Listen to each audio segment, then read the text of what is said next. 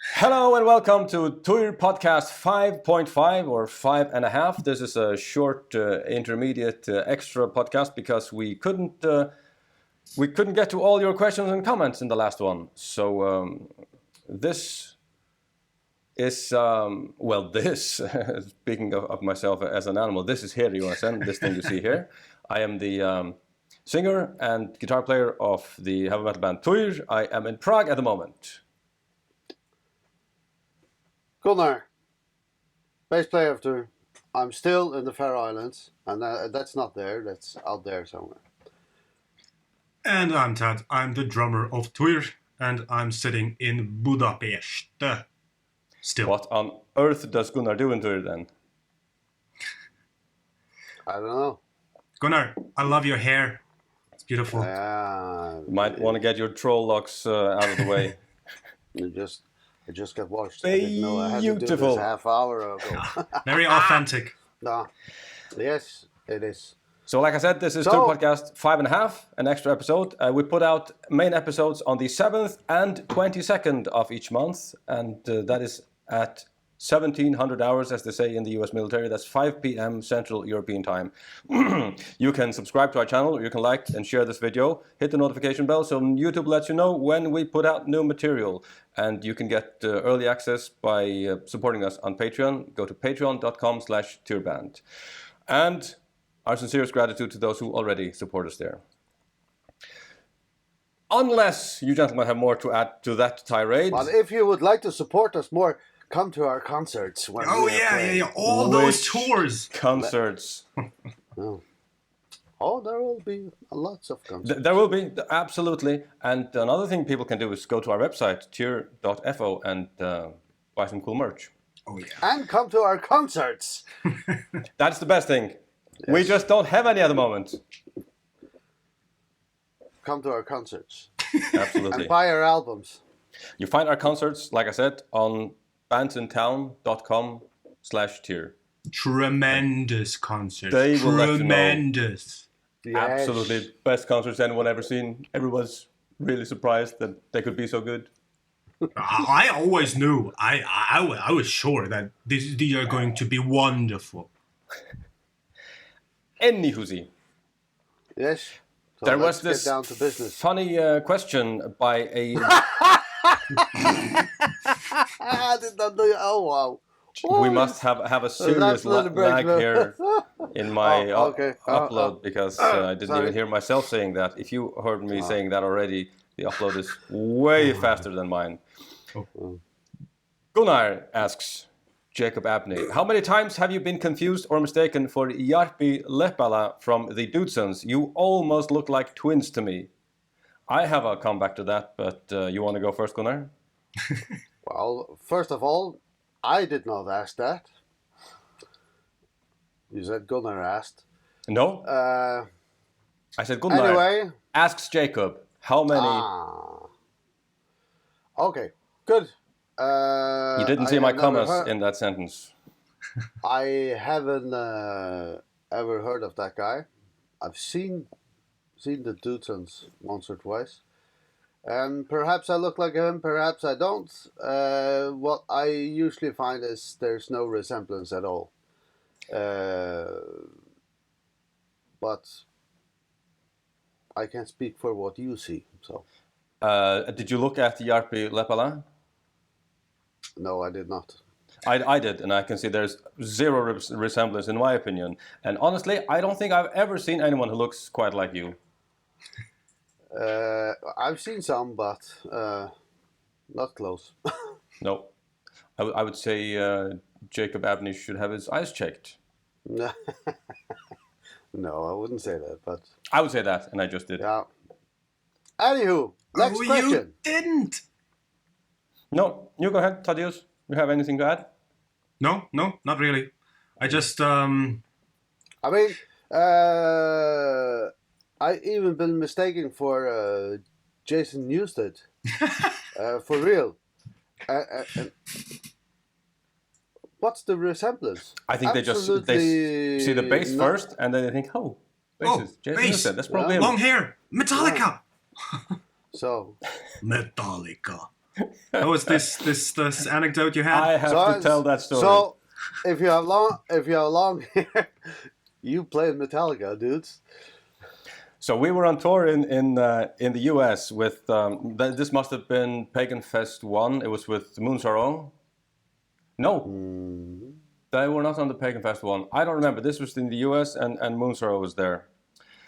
And we stopped at a Walmart, as we usually do, to get so everyone can get their supplies cheaply and effectively.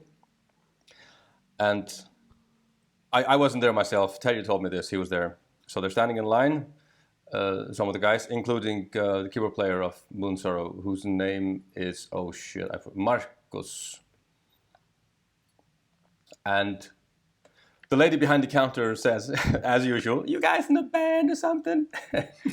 And he just nods, "Yeah." "Which band is that?" He looks at his friends, looks back to her, "Metallica." And she was all flustered. And then they heard her go back to a coworker of hers. "I met the guys in Metallica. They were really nice." Metallica. Metallica. Say it again. So that's our one of our catchphrases in on tour and in the band, Metallica, with a Finnish accent. That's us. Anyway, many tour stories are quite funny. There's another comment and a question by Katerina Shera. Sounds Czech, actually. "Funny you mentioned 2016 tour. I was attending and it had such a strong let's party like there's no tomorrow atmosphere. It makes me wonder, was there anyone sober at the end of the day?" Well, it depends on which show we are talking about. So this was the Prague show? I guess or? Czechia. I suppose. Yeah. I don't know. I remember clearly that we had serious technical problems. Well, I mean, throughout the whole tour regarding the in-ear monitors, but especially at the show in Prague, we had like 30 or 40 minutes of technical problems before we even started the show. And Elko, you remember Elko, of course? Yeah. He was doing, well, the best or the worst he could. Ha ha ha! Thanks, Elko. No. He was the hero of the day, actually, because he after quite a lot of work, he was able to get us on track. So I think the show itself was good, but everybody was frustrated till we got to start. How long ago is this? 4 years. 2016, 4 years ago. Yeah, That would have been with Sirenia and Unleash the Archers. That yes, yeah, that was my first bigger tour with you guys. Yeah. But yeah, there was quite some drinking. I might add to this conversation that Gunnar doesn't drink alcohol at all. And was that already the case back in 2016? I think I stopped around that tour. I actually think I stopped it when we were at Prague or something. On that tour, you were still drinking because we had some wine and cheese and olives on that tour together. I can remember that. Yeah, that's true. But I think I stopped right after that tour. Yeah, could be. So, yeah. That sounds about correct. Yes. I remember we stayed for some days in Prague, and that's where I stopped. So. Yep. You get a lot of alcohol on tour. They throw beer at you until you can't carry anymore, seriously. And I don't drink beer at all. But at the end of a tour, there's a ton of beer and no water. And you have to throw it away, give it away to anyone who wants it. The rest goes with the bus back to the bus garage. And I suppose they have a field day just handing out beer to their employees. I don't know where it goes. There's bottles of vodka, whiskey, usually. Not that many. A few, and bottles of wine, and more bottles of beer than anyone can carry away. Yeah. They have some. I wish we would spend some of the money on better food and better backstage circumstances rather than beer. Yeah, sometimes. That's true. Yeah, there's a lot. So there tends to be a lot of drinking on tour. if you want to. Now, one way to look at it is there's quite a few bands that go on tour regularly who have day jobs. It's not their main job, and they are on holiday when they go on tour, so they behave as if they're on holiday, which is fine. I have nothing against that, but they drink more than they would usually because they're enjoying themselves first and foremost. That's not really the case for us. We're at work, and this is we're trying to pretend it's our main our main thing, but that's might be one reason why you see persons drinking more than they would usually do on tour. Yeah. I especially remember some tours where in the middle of the tour, every cupboard in the bus, wherever you go, it was completely jam-packed with booze. Yep. Because there's no way, all the booze you were getting for every night you played, there's no way ever was going to be able to drink all that. Mm-hmm. So True. It's amazing how much there was. If you needed a beer, you just reach out your hand and you grab the beer. Fumble a little, there's a beer.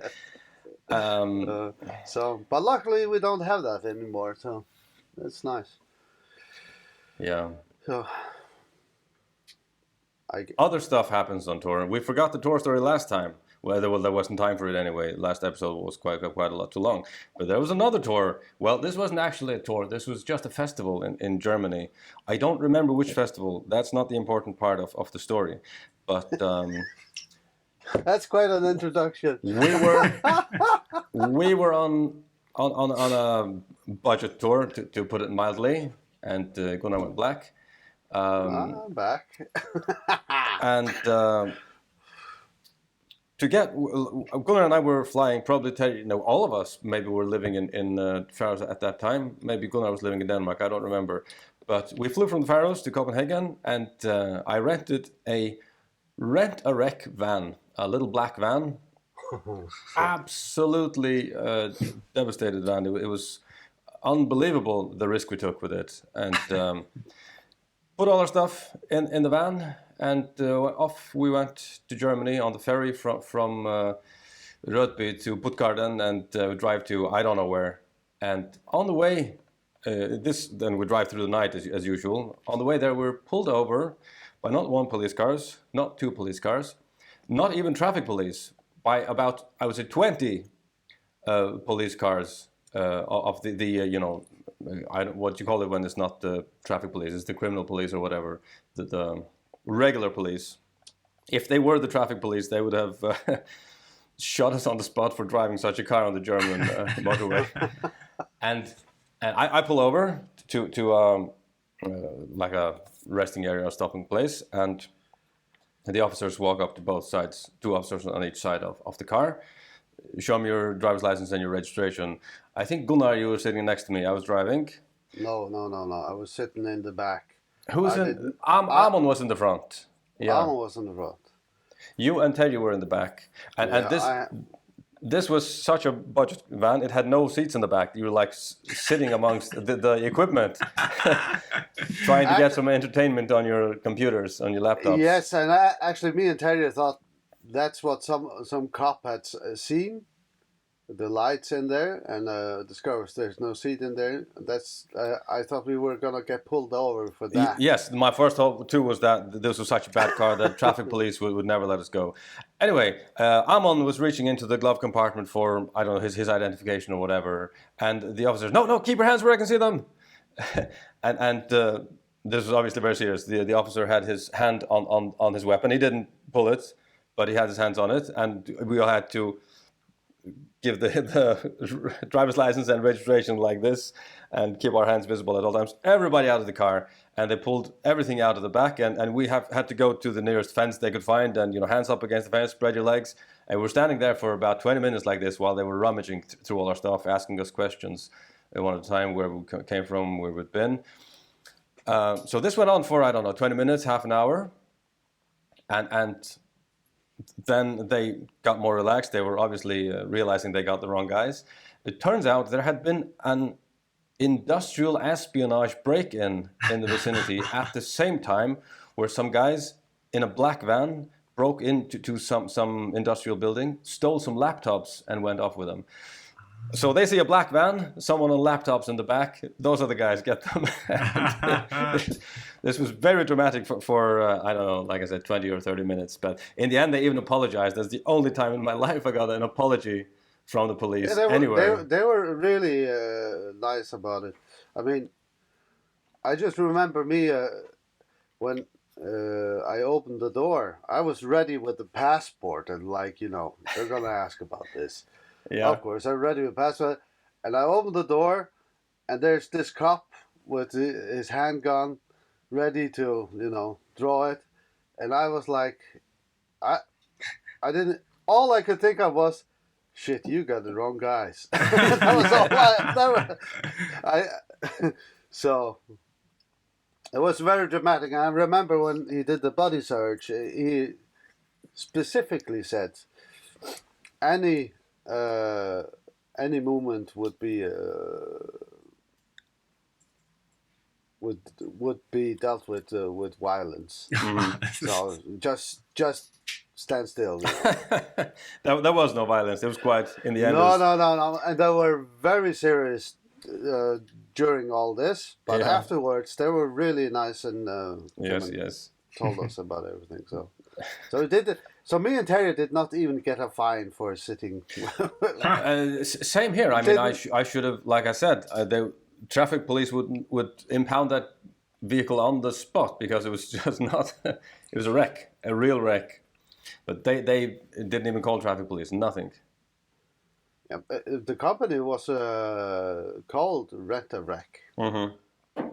When I remember, yes. When we got back from the festival in Germany, we had 1 or 2 festivals. We got back and I drove everybody to the airport, and then we loaded off all the gear, and I go to return the car and take the metro back to the airport. And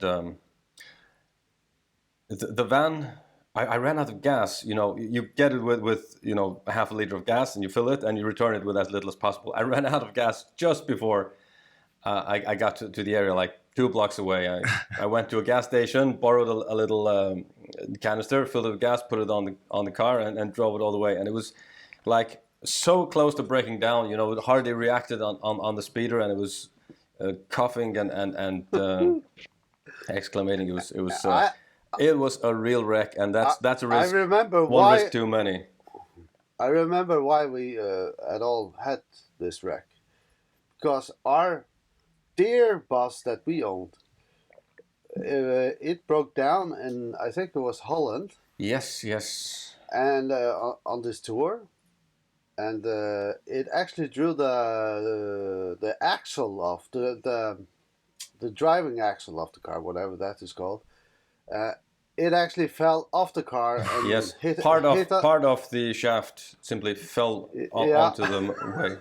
Yeah, drive shaft. Yeah, it fell off and almost hit another car. And that bus broke down so many times. It had no exhaust pipe during that part of the tour.